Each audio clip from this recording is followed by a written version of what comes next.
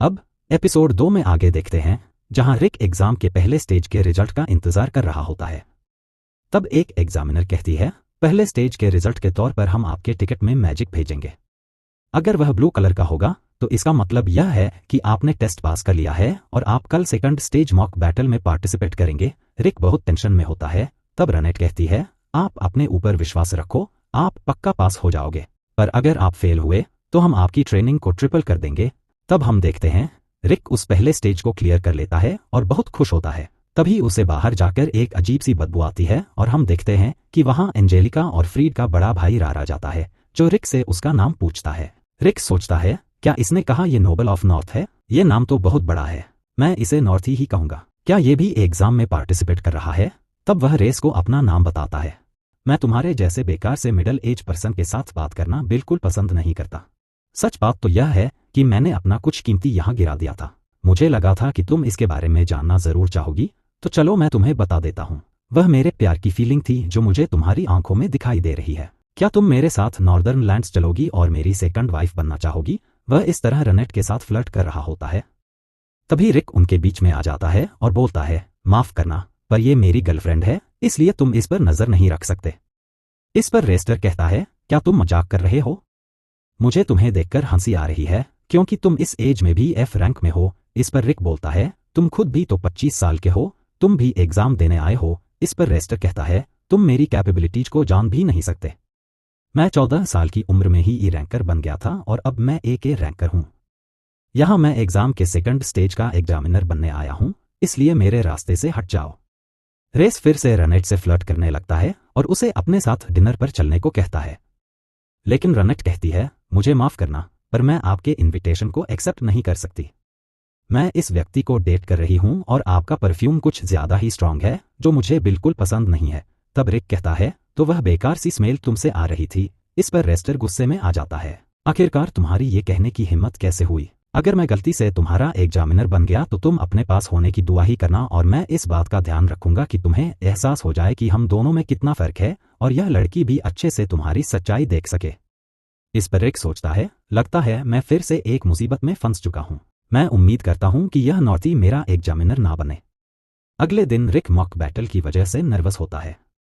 तब रनेट कहती है, याद रखना कि तुम्हें अपनी ताकत का कंट्रोल में रखना है और पूरी ताकत का इस्तेमाल नहीं करना है। इस पर रनेट कहती है, क्या तुम मजाक कर रहे हो? आखिरकार मैं अपनी थोड़ी सी पावर को क्यों रोक कर रखूंगा? मुझे इस बात की चिंता हो रही है कि कहीं वह नॉर्थ गाय मेरा एग्जामिनर ना बन जाए। तब वहां एक व्यक्ति रिक से मिलने आ जाता है, जो अपना नाम लिंक्स बताता है और कहता है, मैं आज तुम्हारे सेकंड स्टेज एग्जाम का एग्जामिनर हूं। मैं यहां पर नंबर 4200 से ऊपर के सारे पार्टिसिपेंट्स को हैंडल करूंगा। रिक इस बात से बहुत खुश हो जाता है। तब लिंक्स कहता है, जब मैंने सुना कि एक 30 साल का रिसेप्शनिस्ट एक एडवेंचरर बनना चाहता है तो मुझे बहुत शौक हुआ। पर मानना पड़ेगा, तुम्हारी डिटर्मिनेशन सच में कमाल की है। मैं भी एक मिडिल एज मैन हूं और तुम्हें देखकर मैं बहुत मोटिवेट महसूस कर रहा हूं। सच्चाई तो यह है कि मैं भी 24 साल की उम्र में एडवेंचरर बना था, तो मुझे पता है कि अगर तुम 30 साल की उम्र में एडवेंचरर बन रहे हो तो तुम पक्का कुछ अचीव करना चाहते हो। तुम सही कह रहे हो, मेरा भी एक सपना है। मैं बिल्कुल तुम्हारे जैसा हूं। मैं अब 40 साल का हो गया हूं, पर अभी भी ए रैंकर बनना चाहता हूं। मुझे भी रैंक पर पहुंचने में 20 साल लगे, पर मैं अभी भी हार मानने के लिए तैयार नहीं हूं और तुम्हें देखकर तो अब मुझे और ज्यादा मोटिवेशन मिल रही है। तब वे दोनों एक दूसरे के साथ हाथ मिलाते हैं। रिक को भी उससे मिलकर बहुत अच्छा लगता है। इधर लिंक्स वापस जाते हुए सोचता है, रिक के साथ हैंड शेक करने के बाद मुझे समझ में आ रहा है कि उसने बहुत ट्रेनिंग की है। लगता है मुझे भी बहुत मेहनत करनी होगी। तभी हम देखते हैं, रेस्टर उससे बात करने के लिए वहां आ जाता है और थोड़ी देर बाद 4200 से ऊपर वाले सारे पार्टिसिपेंट्स को बताया जाता है कि उनका एग्जामिनर लिंक्स बीमार हो गया है, तो इसलिए उनका एग्जाम अब रेस्टर होगा। रनेट कहती है, ये तो वही बंदा है जिससे हम कल मिले थे। यह सुनकर रिक शॉक हो जाता है। तब रनेट कहती है, अगर उसका लास्ट नेम डेरमूट है तो वह एंजेलिका और फ्रीड से रिलेटेड है। तब वहां एक लड़का कहता है, रेस्टर एक प्रेस्टीजियस नोबल फैमिली का बड़ा लड़का है, जो 17 साल की उम्र में ही एयर रैंकर बन गया था और उसे सभी लोग द मैन ऑफ 1000 स्पेल्स कहते हैं। पर उसका एक और निकनेम है, जो है एफ रैंक क्रशर। हर साल वह उन पार्टिसिपेंट्स को परेशान करता है जिनके ऊपर उसकी नजर होती है। रिक सोचता है, लगता है इस बार मैंने गलत जगह पंगा ले लिया है। तभी हम देखते हैं रेस्टर अपनी मैजिक से पार्टिसिपेंट्स का बुरा हाल कर रहा होता है। तब रेस्टर का बटलर रेस्टर को एलाइट गार्ड्स के वहां आने की न्यूज देने आ जाता है और यहां हम देखते हैं रिक बहुत परेशान हो जाता है। तब रनेट कहती है, आखिरकार तुम इतने परेशान क्यों हो रहे हो? इस पर रिक कहता है, आखिरकार मैं परेशान क्यों ना हूं? मैं तो एक ऐसे ए रैंकर का टारगेट बन गया हूं जिसे 1000 स्पेल्स पता है, और मैं तो सिर्फ एफ रैंकर हूं जिसे सिर्फ 2 फर्स्ट नेचर मैजिक ही आता है। ये तो बहुत बुरी बात है। मैं घर जाना चाहता हूं। पर रुको, अगर मैं घर चला गया तो मेरी ट्रेनिंग ट्रिपल हो जाएगी, जिसका मतलब मैं यहां भी मरूंगा और वहां जाकर भी। इस पर रनेट कहती है, तो क्या तुम्हें बिल्कुल भी कॉन्फिडेंस महसूस नहीं हो रहा? रिक बोलता है, मुझे कॉन्फिडेंस कैसे महसूस होगा? एक तो मैंने बहुत लेट एडवेंचर बनने का तय किया है और सभी लोगों का कहना है कि ये सब मेरे लिए इम्पॉसिबल है।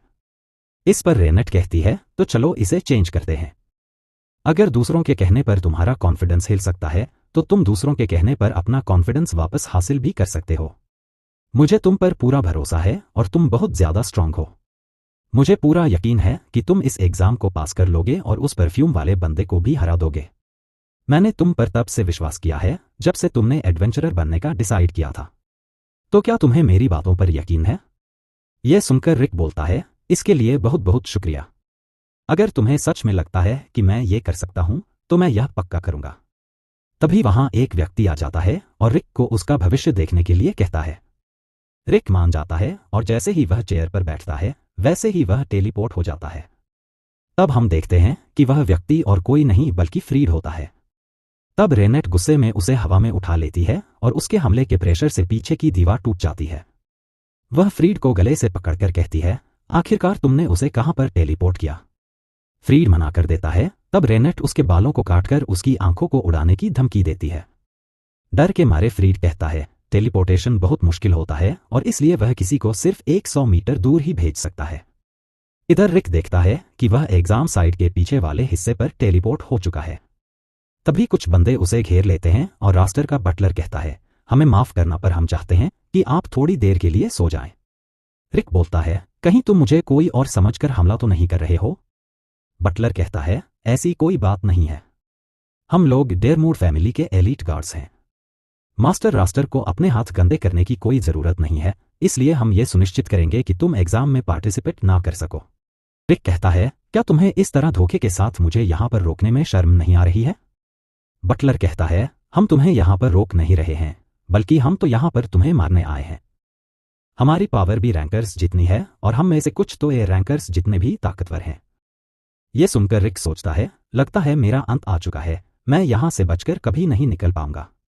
तभी हम देखते हैं रिक के सीनियर्स वहां आ जाते हैं और उससे वहां पर होने का कारण पूछने लगते हैं। उन्हें देखकर रिक बहुत ज्यादा डर जाता है। तब ब्रक्सचन कहता है, आखिरकार रिक, तुम यहां पर क्या कर रहे हो? क्या तुम्हें एग्जाम नहीं देना है? तब एक एलीट गार्ड कहता है, आखिरकार तुम कौन हो? क्या तुम यहां पर मरने आए हो? रिक कहता है, ये लोग यहां पर एग्जाम से पहले मेरी हेल्प करने आए हैं। तब एलीट गार्ड कहता है, आखिर तुम ये क्या बकवास कर रहे हो? ब्रक्सचन कहता है, अगर ऐसी बात है तो मैं भी तुम्हारी मदद करूंगा। रिक कहता है, ओए बटलर, जल्दी से इन सभी को लेकर यहां से भाग जाओ। तुम्हारी जिंदगी यहां पर खतरे में है। तब बटलर एलीट गार्ड को ब्रक्सचन को मारने के लिए कहता है, पर हम देखते हैं उस एलीट गार्ड की तलवार जैसे ही ब्रक्सचन को टच करती है वैसे ही तलवार के टुकड़े टुकड़े हो जाते हैं। तब ब्रक्सचन कहता है, तुमने अपनी बॉडी को अच्छे से स्ट्रेंथ किया है पर तुम अपने वेपन को स्ट्रेंथ करना भूल गए। वह एलीट गार्ड उसे एक मुक्का मारता है पर वह उसके हाथ को तोड़ देता है। पर हम देखते हैं वह उसी टाइम उसके हाथ को हील कर देता है, जिसे देखकर सभी लोग बहुत ज्यादा हैरान हो जाते हैं। तब मिजट कहता है, रिक, मुझे जरा गेस करने दो। तुम किसी ना किसी मुसीबत में पड़ गए हो ना और अब ये लोग तुमसे बदला लेना चाहते हैं। रिक हाँ कहता है। मिजट बोलता है, तो फिर ठीक है, चलो मैं इस प्रॉब्लम को शांति से खत्म कर देता हूं। देखो, यह है मेरी नई इन्वेंशन जिसका नाम जलेट कस्टम है, और ये बोलकर वह एक मशीन गन निकालता है। तब लाइट गार्ड्स हमला करने के लिए आगे बढ़ने लगते हैं, पर मिजट अपनी गन से उन पर गोलियां बरसा देता है। रिक कहता है, प्लीज रुक जाइए। मिजट बोलता है, क्या हुआ? क्या तुम भी फायरिंग करना चाहते हो?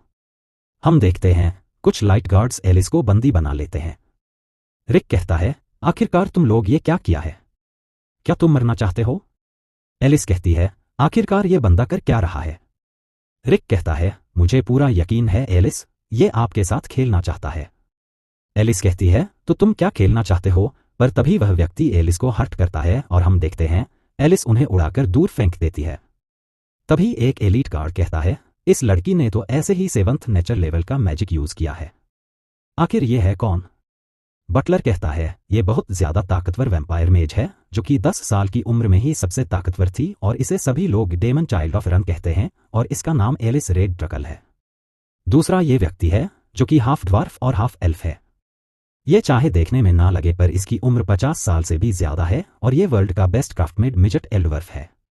और लास्ट में ये ऑक है जो कि इंटेलिजेंट होने के साथ साथ ताकतवर भी है और यह सारे स्पोर्ट मैजिक को मास्टर कर चुका है। ये है वाइसॉक ब्रंटन आरसॉक। ये सभी लोग एस रैंक एडवेंचरर्स हैं और ऊपर से ये तीनों उस टीम के मेंबर्स हैं जिसमें सारे एस रैंक भरे हुए हैं और वो टीम कॉन्टिनेंट की सबसे ताकतवर टीम है जिसका नाम ओरिचलकम फिस्ट है। मैंने कभी नहीं सोचा था कि मैं इन्हें अपनी आंखों से देखूंगा। तो अब मैं रिटायर हो रहा हूं और अब मैं बाकी की जिंदगी आराम से जीऊंगा। तब यहाँ एलिस अपने मैजिक से सभी लोगों को उड़ाकर फेंक रही होती है और रिक कहता है, लगता है मुझे वापस एग्जाम देने जाना चाहिए। यहाँ हम देखते हैं रेनेट ने अभी भी फ्रीड को पकड़ रखा होता है और रिक के वापस आने तक उसे छोड़ने से मना कर देती है।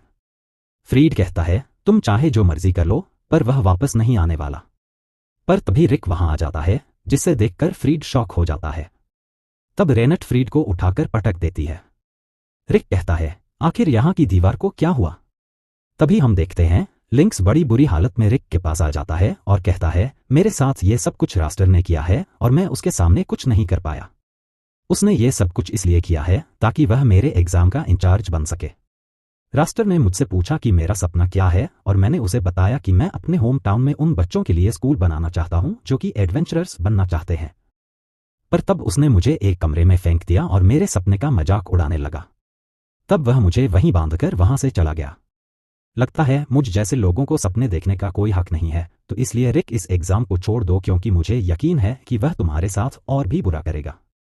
ये सब सुनकर रिक कहता है, मिस्टर लिंक्स, मेरे हिसाब से कोई भी किसी भी चीज में कुछ भी कर सकता है। तब वह रास्टर की तरफ बढ़ने लगता है। हम देखते हैं कि रास्टर वहां एक पार्टिसिपेंट पर बिल्कुल भी रहम नहीं खा रहा होता। तभी एक एलीट गार्ड उसे रिक के वहां आने के बारे में बताता है। रास्टर कहता है, मुझे तो लगा था कि उस घटना के बाद तुम डिसक्वालीफाई हो जाओगे, पर लगता है तुम बहुत बड़े बेशर्म हो। अब मैं यह सुनिश्चित करूंगा कि तुम्हें ऐसा डर लगे जो नरक से भी ज्यादा भयानक हो। रास्टर सोचता है, अब मैं इस बंदे को उड़ा दूंगा। और दोस्तों, इसी के साथ एपिसोड खत्म हो जाता है। कमेंट सेक्शन में कमेंट करके जरूर बताइएगा कि आपको क्या लगता है, क्या रिक उसे हरा पाएगा। अगर वीडियो पसंद आए तो लाइक और शेयर जरूर करें और चैनल को सब्सक्राइब करके बेल आइकन दबाना न भूलें। अंत में गुड बाय और सायोनारा।